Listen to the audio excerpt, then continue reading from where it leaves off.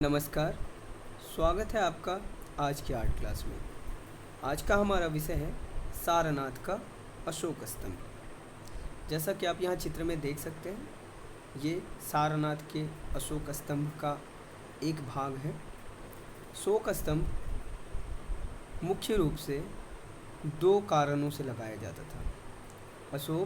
सम्राट अशोक अपनी राज्य की सीमाओं को दर्शाने के लिए और नए जीते गए राज्यों में अपने विजय प्रतीक के रूप में अशोक स्तंभ को लगवाते थे। इसके अलावा अशोक ने बौद्ध धर्म को अपना लिया था, इसलिए बौद्ध धर्म से जुड़े विशेष स्थलों को चिन्हित करने के लिए जो भी बुद्ध धर्म के इम्पोर्टेंट प्लेसेस हैं, जहाँ पे कोई ऐसी घटना ने स्थान लिया, कोई एक ऐसी घटना घटी जो बुद्ध धर्म के लिए महत्वपूर्ण हो, उन स्थानों को चिन्हित करने के लिए वहाँ भी अशोक ने स्तंभ लगाए।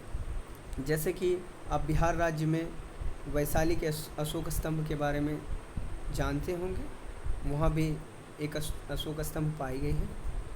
तो हम आगे बात करते हैं सारनाथ के अशोक स्तंभ के बारे में। सारनाथ काशी अथवा वाराणसी से 10 किलोमीटर पूर्वोत्तर में स्थित प्रमुख बौद्ध तीर्थ स्थल है।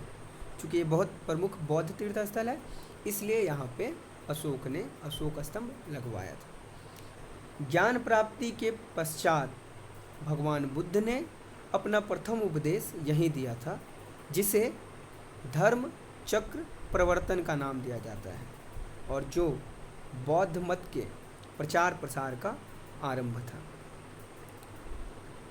भगवान बुद्ध ज्ञान प्राप्ति से पहले सिद्धार्थ के नाम से जाने जाते थे और जब उन्हें ज्ञान की प्राप्ति हुई, वो सिद्धार्थ से बुद्ध बने, तो उस घटना को हम निर्वाण के नाम से जानते हैं। उसी प्रकार निर्वाण के पश्चात जब उन्होंने अपने 5 शिष्यों को पहले बार बौद्ध धर्म के बारे में बताया, उपदेश दिया, उस घटना को धर्म चक्र प्रवर्तन का नाम दिया गया। इसी प्रकार बुद्ध के मृत्यु की घटना को हम महापरिनिर्वाण के नाम से जानते हैं। तो सारनाथ के अशोक स्तंभ को लगाने का उद्देश्य धर्म चक्र परिवर्तन की घटना थी।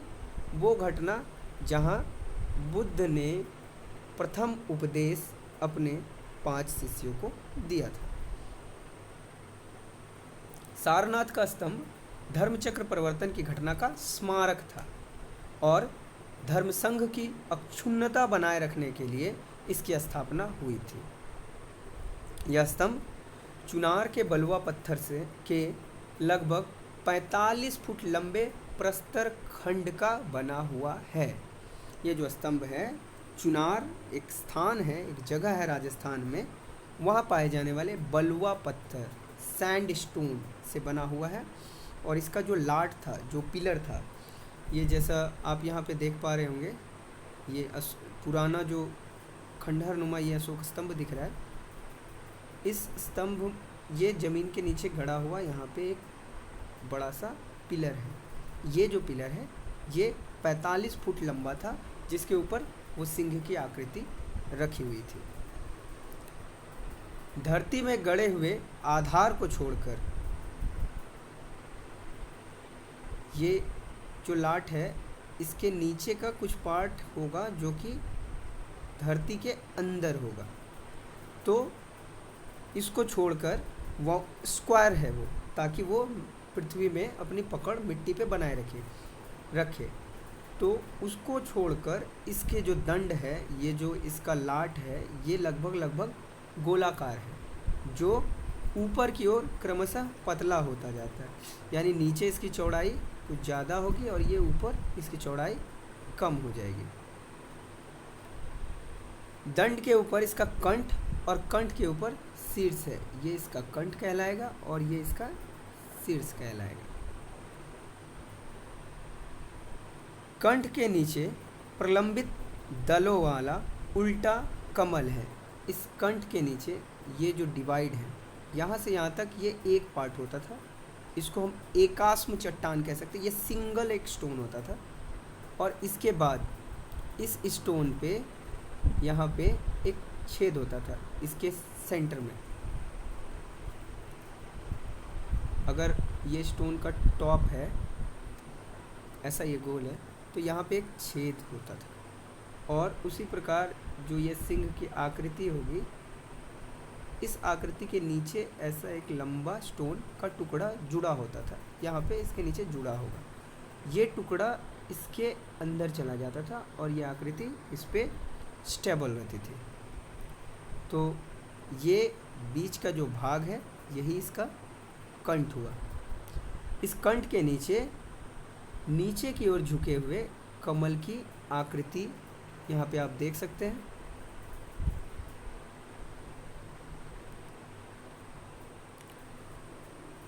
और उल्टा कमल था, इसके ऊपर एक यहाँ पे आप देख सकते हैं, ये एक चबूतरा है और चबूतरे के ऊपर सिंह की आकृति है। ये चबूतरा जो है, ये सिंह दरअसल 4 सिंह इसमें है। 3 सिंह सामने की ओर से दिखती है और एक सिंह पीछे होगा। तो ये एक गोलाकार बेस है, इस बेस के ऊपर 4 सिंह है और चारों, ये चबूतरे के सेंटर पे यहाँ एक अशोक चक्र बना है, एक यहाँ बना है, एक यहाँ बना है और एक पीछे की ओर बना है। और इस पे हर जगह पे यहाँ एक एक पशुओं की आकृति बनी है। चारों ओर अगर हम घूम के देखें तो 4 विभिन्न पशुओं की आकृति बनी है। इसके टॉप पर यहाँ सिंह 4 आपस में पीठ से पीठ सटाए हुए बैठे हुए हैं।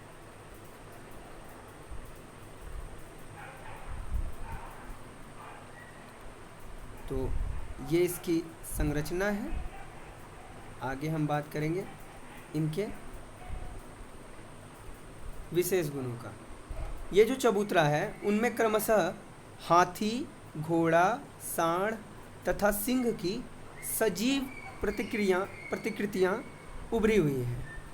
कंठ के ऊपर शीर्ष में 4 सिंह मूर्तियाँ हैं जो पृष्ठतः एक दूसरे से जुड़ी हैं। जैसा कि आप यहाँ देख सकते हैं, हम लोग अक्सर 2 ही हमें देखने को मिलता है, घोड़ा और ये वृषभ का। पर इसके पीछे की ओर आप देखेंगे तो एक हाथी और एक सिंह की भी प्रतिमा बनी हुई है। और आप ये देख सकते हैं अशोक चक्र, चारों ओर एक एक अशोक चक्र बना हुआ है। और इसी के ऊपर वो चारों सिंह हैं जो अपने पीठ एक दूसरे पे चिपकाए हुए हैं। अपने मूर्तन और पॉलिश की दृष्टि से यह स्तंभ अद्भुत है। जिस हिसाब से इसको बनाया गया है और जो पॉलिश है, पत्थरों पे किया गया आईने जैसा पॉलिश मौर्य मूर्ति कला का सबसे बड़ा उदाहरण है। आप मौर्य मूर्ति कला के पॉलिश का जो जादू है वो देख सकते हैं। अभी बिहार म्यूज़ियम में चमरधारणी यक्षिनी या दीदारगंज यक्षिनी नाम की एक प्रतिमा है। जब आप उसका पॉलिश देखेंगे तो आपको समझ में आएगा कि मौर्य काल के मूर्तिकार पॉलिश में, पत्थरों पे पॉलिश करने में कितने दक्ष थे। ये दहाड़ते हुए सिंह धम्मचक्र प्रवर्तन के रूप में दृष्टमान है। बुद्ध ने वर्षावास समाप्ति पर भिक्षुओं को चारों दिशाओं में जाकर लोक कल्याण हेतु बहुजन हिताय बहुजन सुखाय का आदेश इसी पतन में दिया था, जो आज सारनाथ के नाम से विश्वविख्यात है। इस स्थान का नाम उस समय इसी पतन था और यहीं से बुद्ध ने अपने भिक्षुओं को चारों दिशाओं में फैलकर बुद्ध धर्म के प्रचार प्रसार करने की आज्ञा दी थी। वर्तमान में अशोक स्तंभ के नाम से विश्वविख्यात है यह जो अशोक का स्तंभ था, और इसको भारत गणराज्य द्वारा भारत के राष्ट्र चिन्ह के रूप में लिया गया है और इसके साथ शब्द जोड़ दिया गया है सत्यमेव जयते। जो उसका शीर्ष भाग था सिंह वाली प्रतिकृति आज हमारे भारत राष्ट्र के राष्ट्रीय चिन्ह के रूप में हम पाते हैं। सम्राट अशोक ने भारत के विभिन्न हिस्सों में बौद्ध धर्म के प्रचार के लिए स्तंभों का निर्माण कराया और बुद्ध के उपदेशों को इन स्तंभों पर शिलालेख के रूप में उत्कीर्ण कराया। कलाकार के बारे में जानकारी उपलब्ध नहीं है क्योंकि कोई ऐसा रिटन एविडेंस नहीं है कहीं भी, तो हम लोग उस कलाकार को कोट नहीं कर सकते हैं। धन्यवाद।